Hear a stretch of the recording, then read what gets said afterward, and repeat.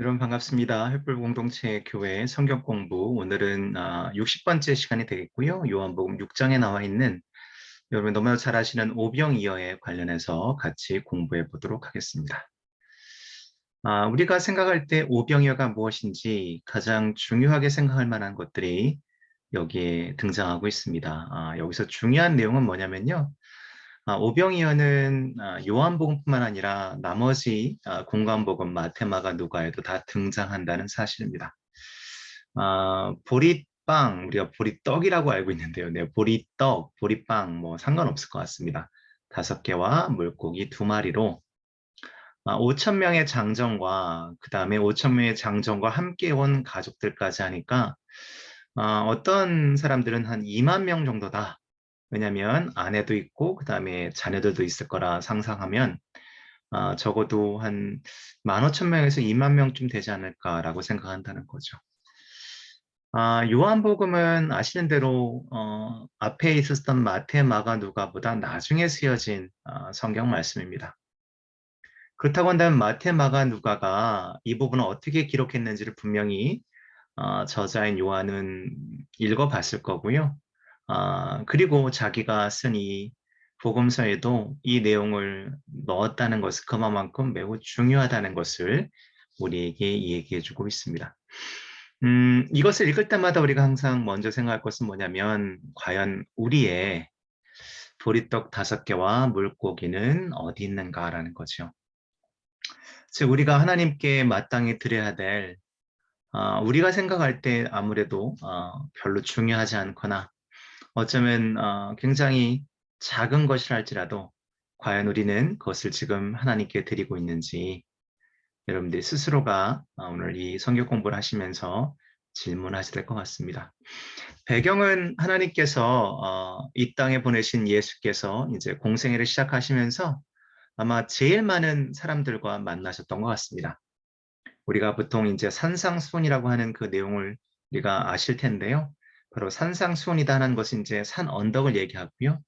특히 이제 여기 등장하는 이 지역은 이제 바다가 보이는 바다와 마주 보고 있는 그 근처 바닷가 근처에 있는 하나의 작은 산등성이 같은 데서 예수님께서 넓은 광야지요. 네, 평야에서 예수님께서 그분들을 만나고 그들의 하나님 말씀을 전하는 장면이 등장하게 됩니다. 자, 첫 번째 요한복음 6장에서 우리는 산에서 가르치는 예수 그리스도를 만나게 되는데요. 그 뒤에 예수께서 갈릴리 바다 곧 디베라 바다 건너편으로 가시니 큰 무리가 예수를 따랐다라고 합니다. 그것은 그들이 예수가 병자들을 고치신 표징들을 보았기 때문이다. 우리가 이전에 이제 5장과 또 앞에서 공부했던 내용들 보시게 되면 그 내용들이 등장하게 되죠. 예수께서 산에 올라가서 제자들과 함께 앉으셨다. 마침 유대 사람의 명절인 유월절, 여러분이 아시는 유월절, 우리가 창세기 공부하면서 유월절에 대해서 많이 공부했습니다. 즉 이스라엘 민족이 출애굽하는 당시에 죽음의 천사 10가지 재앙을 이집트에 내리면서 그들이 이제 애굽에서 탈출하게 하셨죠. 그 마지막에 사실은 이제 모든 장자의 죽음을 그 하나님의 심판으로 했고요. 그때 하나님께서 모세에게 유대인들에게 알리라고 한 내용이 뭐냐면 어린 양의 피를 문설주 즉 문 앞쪽에다가 발라 놓게 되면 죽음의 천사가 그것을 지나갈 것이다. 그래서 패스 오버. 6월절은 무엇인가가 지나갔음을 이야기하는 거죠. 그래서 이것을 가장 큰 명절로 생각하는데요. 바로 그때쯤이다라고 여러분들이 기억하시면 되겠습니다. 오병이어의 기적 어떤 내용이었는지 우리가 설교 말씀을 통해서 들었고요. 하나씩 한번 좀 더 다시 한번 복습하는 마음으로 살펴보도록 하겠습니다. 사복음서 모두에서 기록된 기적이다. 네, 아까도 말씀드린 것처럼 매우 중요한 것이죠. 그 다음에 디베라에서 제일 가까운 곳은 가버나움, 한 6,000km 떨어져 있는 곳인데요. 다시 얘기하면 이제 저녁에 되어 사람들이 배고픈데 가장 가까운 그 무엇인가 음식을 얻을 만한 곳이 그렇게 많이 떨어져 있기 때문에 지금 문제가 생겼다는 거죠. 그래서 예수님께서 시험하시기 위해서 분명히 성경에 그렇게 나오거든요. 빌립에게 질문하십니다. 빌립은 매우 현실적인 대답을 하게 되죠. 이따가 그 부분을 좀 살펴볼 예정이고요. 그 다음에 또 다른 예수님의 제자였던 안드레는 소년의 점심을 가져옵니다. 한 소년을 예수님 앞으로 데려온 다음에 소년의 점심에 대한 부분을 예수님께 이야기합니다. 빌립과 안드레 사뭇 다른 이제 접근 방법이 있었던 것처럼 보여지고요. 이 모든 것이 있고 난 다음에 아시는 것처럼 5천 명 이상 되는 모든 사람들이 배불리 먹고도 12 광주리가 남았다고 되어 있죠. 그때 예수님께서 매우 중요한 어쩌면 의미심장한 말씀하십니다. 남은 것을 버리지 말라. 부스러기의 의미가 무엇인지 한번 같이 공부하면서 또 살펴보도록 하겠습니다. 빌립을 시험하심, 왜 빌립을 시험하셨을까요? 예수께서 눈을 들어서 큰 무리가 자기에게로 모여드는 것을 보시고 빌립에게 말씀하셨다. 우리가 어디에서 빵을 사다가 이 사람들을 먹이겠느냐? 예수께서는 빌립을 시험해 보시고자 이렇게 말씀하신 것이었다라고 되어 있습니다. 예수께서는 자기가 하실 일을 잘 알고 계셨던 것이고요. 빌립이 예수께 이렇게 대답합니다. 이 사람들에게 모두 조금씩이라도 먹게 하려면 빵 200데나리온 어치를 가지고도 충분하지 못합니다. 맞는 얘기 같습니다. 우선 원 데나리온은요, 그 당시에 한 가족이 배불리 먹을 수 있는 돈이 그 정도였거든요. 그러니까 200데나리온이라고 해봤자 뭐 아주 조금씩 먹는다고 해도 사실은 산술적으로 얼마나 먹을 수 있을까요? 네, 제가 볼 때는 뭐 1000명은 절대로 가능하지 않고요. 네, 때로 우리는 예수님께서 우리에게 던지시는 하나님께서 우리에게 던져주시는 그러한 시험을 경험하게 됩니다. 자, 시험은 우리가 그때도 말씀드린 것처럼 두 가지라고 말씀드렸죠. 하나는 우리가 정말 아직 신앙이 연결지 않을 때 우리에게 유혹이라는 것이 와서 우리를 시험한다고 되어 있고요. 그 다음에 우리의 믿음이 정말 굳건할 때는 또한 하나님께서 우리의 믿음을 더욱더 강하게 하시기 위해서 시험하신다는 겁니다. 성경에 나와 있는 것처럼 하나님께서 우리를 시험하지 않으신다는 그 얘기는 그 사탄처럼 우리를 유혹하지 않으신다는 겁니다. 지금 이 예수님의 그 빌립을 시험하시는 것은 빌립의 믿음을 더욱더 성장케 하도록 예수님께서 그에게 가르침을 주시는 거라는 거죠. 자, 그래서 우리는 지금 때로는 예수님께서 또 하나님께서 우리에게 주시는 어떤 이 시험을 우리 너무나도 우리의 제한적이고 또한 우리의 이성적인 생각으로만 그 부분을 답하거나 그 해답을 찾으러 간다는 겁니다. 우리가 한 가지 기억할 것은 아까도 말씀드린 것처럼 조금 더 버리지 마라 라는 거죠. 그들이 배불리 먹은 뒤에 예수께서 제자들에게 이렇게 말씀하셨다. 남은 부스러기를 다 모으고 조금 더 버리지 말아라.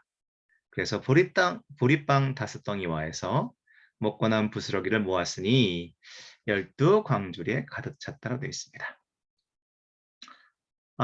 여기서 12는 아무래도 제가 볼 때는 12 제자들이 구약 시대의 12지파를 의미하는 것처럼 보여집니다. 성경에서 12이라는 단어는 뭐 9와 또한 10과 더불어서 하나님의 숫자라고 보여진다는 거죠. 저희도 정말 기도하고 또 소망하기는 제 개인적인 소망이기도 합니다만은 우리에게도 12의 셀 모임이 있었으면 좋겠습니다. 지금의 셀을 더욱더 많이 우리가 성장해서 12셀이 있으면 좋겠고요. 이건 여러분들은 혹시 기억하실지 모르겠습니다만은 이순 장군이 얘기했던 것처럼 신에게는 아직 12척의 배가 있어옵니다. 그런 것처럼 우리도 하나님께 언젠가는 우리 횃불 공동체 교회에는 하나님 12셀 모임이 있습니다. 라고 얘기할 수 있는 그러한 귀한 날이 속히 왔으면 좋겠습니다. 그 다음에 사람들의 반응은 이렇습니다. 사람들은 예수께서 행하신 표징을 보고 이분은 참으로 세상에 오시기로 된 그 예언자이다 하고 말하였다. 예수께서는 사람들이 와서 억지로 자기를 모셔다가 왕으로 삼으려 한다는 것을 아시고 혼자서 달산으로 물러가셨다. 이제 이게 다음 주에 공부하시게 될 바로 무리를 걸으시는 그 장면이 등장하는 하나의 그 예비 단계가 되는 거죠. 우리 한 가지 알 수 있는 것은 하나님의 나라는 정치적인 힘으로 세워지는 것이 아니라 하나님의 은혜로부터 나온다는 사실. 또 여러분과 제가 세우는 이 공동체도 마찬가지로 어떠한 특정한 인물의 또한 특정한 그룹의 어떠한 능력이나 이것에서 만들어지는 것이 아니라 우리 모두는 하나님의 은혜로 또한 하나님의 은혜가 주어진 바 되어서 우리는 이를 가능케 한다는 겁니다.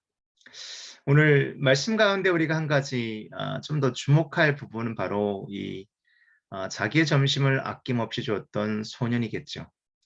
소년의 점심에 둘러싼 몇 가지 사실을 좀 말씀드려야 될 것 같습니다. 첫 번째, 소년이 가져왔던 이 보리빵은요, 정말 아무런 맛이 없는 그런 빵입니다. 네, 여러분 그런 빵 먹어보신 적 있나요? 네. 매우 거칠고 아무런 맛도 없는 것이었고요. 그다음 우리가 얘기했던 바로 이 물고기 두 마리는요. 실제로 물고기 두 마리, 먹을 만한 정도의 물고기 두 마리가 아니고요. 물고기라고 불릴 수도 없는 아주 작은 이제 생선을 소금에 절여서 말린 것. 그래서 우리가 보통 그 아무런 맛없는 이 빵과 그냥 밑반찬으로 먹으라고 준 거기 때문에 실제로 이렇게 우리 아까 그림에 봤던 것처럼 이렇게 약간의 사이즈가 있는 어떤 그런 물고기 두 마리는 아니라는 겁니다. 우선 그 부분을 우리가 한번 알아야 될 것 같고요. 그렇다면 이것을 통해서 우리가 알아야 될 것은 뭘까요? 우선 이 소녀는 자신의 식사를 기꺼이 내어줬다는 겁니다. 그래서 이 소녀는 매우 특별하다는 거죠. 미리 준비하는 삶, 이게 여러분과 저의 신앙의 삶이 돼야 되는 거거든요. 우리가 교회도 일찍 오는 이유는 바로 그런 거잖아요. 내가 오늘 받을 은혜를 먼저 하나님께 감사함으로 기도를 충분히 드리고, 우리가 때로는 교회 청소도 하고, 그렇게 해서 우리가 열심히 잘 준비하는 그 삶 가운데 하나님께서 은혜를 더 부어주실 줄로 믿습니다. 자, 누가 다른다는 게 뭘까요? 네, 제자들이죠. 제자들은 그 많은 사람들이 오는 것을 보면서도 왜 이것을 미리 준비하지 않았을까? 여러분도 한번 이 부분을 고민해 보셔야 될 것 같습니다. 두 번째, 이 소녀는 자신의 모든 것을 주님을 위해서 헌신했습니다. 어쩌면 이 소녀는 예수님 말씀을 끝까지 듣고 싶어서 자기가 먹을 것을 쌓았는지도 모르고요. 또한 자기가 기꺼이 자신의 것을 드림을 통해서 예수님께서 또한 귀한 일들을 하실 거라고 그는 확신했는지도 모릅니다. 계속해서 볼까요? 아낌없이 나는 소녀의 소박한 점심이 주님의 손에 붙들려 있을 때 5천 명 이상에게 주어진 큰 축복으로 변했습니다. 여러분과 제가 갖고 있는 아주 소중한 것, 아까 처음에 서두에 제가 질문을 드렸던 것처럼 여러분의 보리빵 5개와 물고기 2마리는 어디 있습니까? 라고 질문을 드렸잖아요. 이 사순절 기간 동안 여러분, 과연 나는 무엇을 하나님께 드릴 수 있을지, 지금 나는 이 소박한 것이더라도 하나님께 드리고 있는지, 나는 이것 또한 드리기를 주저하는지, 여러분 정말 가슴 깊이 한번 새겨보시기 바랍니다. 또 우리가 전에 나눴던 내용을 다시 한번 여러분 상기시켜 드리면 이렇습니다. 진짜 기적은요, 예수님이 기도하신 후에 빵과 물고기를 나눠주는 제자들의 손에서부터, 사역에서부터 시작되었습니다. 즉 모든 것을 예수님께서 하셨지만 그 모든 것을 하신 이후에 그 떡을 떼는 일을 했던 제자들을 통해서 기적이 시작됐다는 겁니다. 이 얘기는 뭐냐면 하나님께서 모든 것을 다 우리에게 주시고 그 일에 내가 믿음을 가지고 헌신하면, 한 걸음 떼면 그때부터 기적이 옵니다. 여러분이 지금 우리 성도님들 가운데 우리 사랑하는 가족을 위해서 정말 기도 열심히 하는 분들 계시잖아요. 자, 발걸음을 뗄 때 하나님께서 함께 동행하실 것입니다. 자, 오늘의 말씀을 이해 한번 해보겠습니다. 우리는 주님이 질문에 우리는 어떤 답을 드리고 있나. 이게 지난주도 첫 번째 똑같은 거였어요. 과연 주님의 질문에, 지난번에는 38년 동안 안진뱅을 했던 분에게 얘기했죠. 예수님께서 네가 낫기를 원하느냐, 무엇을 원하느냐. 빌렙에게 우리가 이들에게 어떻게 빵을 줘야 되냐, 똑같은 질문이겠죠. 우리는 어떤 답을 드리고 있는가. 그 38년 동안 병자를 했던 그 사람과 빌립의 대답은 예수님께서 하셨던 질문을 제대로 이해하지 못한 거였습니다. 왜 우리는 헌신하지 못하고 내 자신만 생각하나? 그렇죠. 정말 작은 거 하나도 하나님께 드리는 것을 아까워하는, 그러면서 어떻게 하나님의 주시는 형통함을 누릴 수 있겠나? 여러분 고민해 보셔야 될 것 같습니다. 지난주 똑같은 얘기죠. 평범한 마음은 절대로 초월적인 하나님의 은총을 얻을 수 없습니다. 이왕 믿으시는 거 큰 믿음을 가지시기를 주의 이름으로 축원을 드립니다. 주님은 또한 우리를 통해서 일하십니다. 분명히 주님께서 다 하실 수 있었을지 몰라요. 그렇죠? 하늘에 축사하시고 갑자기 모든 빵이 다 나눠져서 모든 사람에게 탁탁탁탁 줘질 수 있겠지만, 예수님은 제자들을 사용하셔서 그 일을 했다는 거죠. 또한 나눔은 소년을 통해서 우리가 배운 겁니다. 우리 신앙이 가진 자유함을 드러냅니다. 우리가 여러분 올해 이제 3월 달 이제 한 두 번째 주가 됐잖아요. 그렇죠?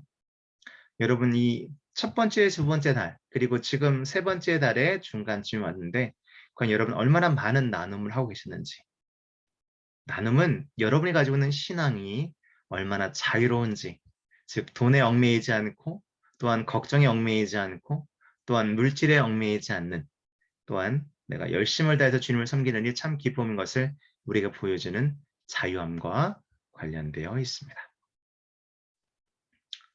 자, 오늘 여러분과 함께 고민할 질문은 바로 이것입니다. 우리가 어디에서 빵을 사다가 이 사람들을 먹이겠느냐? 빵을 어디서 얻을 수 있을까요? 6장 후반부에 예수님께서 말씀하신 나는 하늘로부터 내려온 빵이다, 떡이다 말씀하시거든요. 자, 이 빵, 예수 그리스도의 찢기신 몸, 또한 그리스도께서 우리를 위해서 십자가에 달려 돌아가셨던 예수의 구원의 사역을 의미합니다. 우리는 이것을 우리의 사랑하는 이들에게 먹여야 할 것이고, 그들을 주의 길로 인도해야 될 것입니다. 자, 다음 주 금요일에는 요한복음 6장에 계속 등장하는 놀라운 기적 중에 하나인 거죠. 무리를 걸으신 예수님을 만나게 됩니다. 다음 주에 함께 이 내용 공부하면서 승리하도록 하겠습니다. 한 주간 승리하시고, 항상 조심하시고, 아무도 아프신 없도록 하시고 주일날 뵙도록 하겠습니다. 감사합니다.